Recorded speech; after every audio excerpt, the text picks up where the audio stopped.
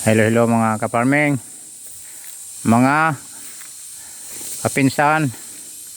Nandito tayo ngayon sa dating tinitirahan ng ating tiyuhing at tiyahing Nuno at Nini Emen at Nini Iling. Ayan ang kanilang dating bahay. Ngayon ay na wala nang nakatira ngayon, kaya yan medyo ano na siya, lapit na masira dahil sa hindi na tinitirahan.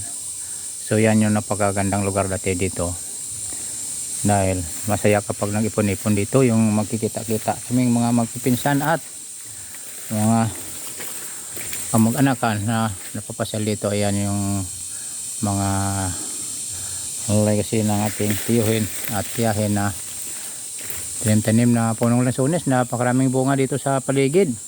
Ayan, mayroon pang malaking gagamba. So yan, dati ay napakalinis ang paligid nito. Ngayon ay masukal na dahil sa wala na nga nang katira. Ang daming bunga ng lansones, rambutan, sarit-saring prutas sa paligid. Ayan, mayroon pang suha. Yan mga kaparming, ang daming bunga ng lansones.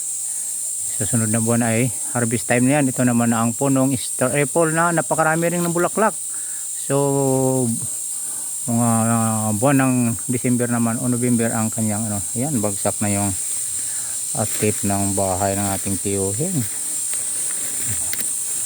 Ayan, so talagang nakaka miss pag isipin kong mga nakalipas ay napasaya na alaala ngayon ay ayan, ganito na napakasukal na. So yan, tingnan mo yung punong lansones, napakaraming bunga. Mayroon tayong hinahanap na puno dito na bihira na natin makikita ngayon, yung punong malano na wala na dito, yung lagi natin inaakyatan. So nawala na siya.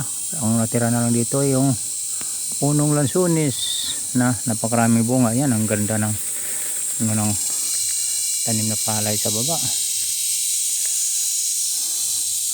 Ayan, ang dami ding bunga yung suha,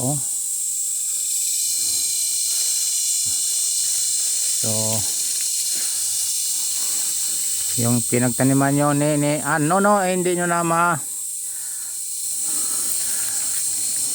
tikman palagi kasi wala na kayo dito, kaya ako na lang ang unang titikim sa bunga, biyayang bunga ng inyong tanim-tanim. Kaya tayo nagkuha ng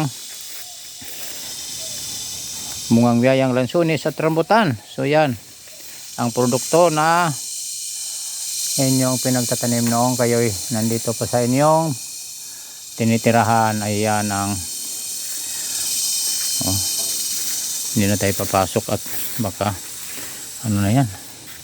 So yan ang dating bahay. Ito,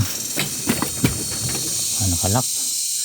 So yan ang ating maibahagi sa dating tirahan ng ating tiyahin at tiyuhin. Thank you for watching.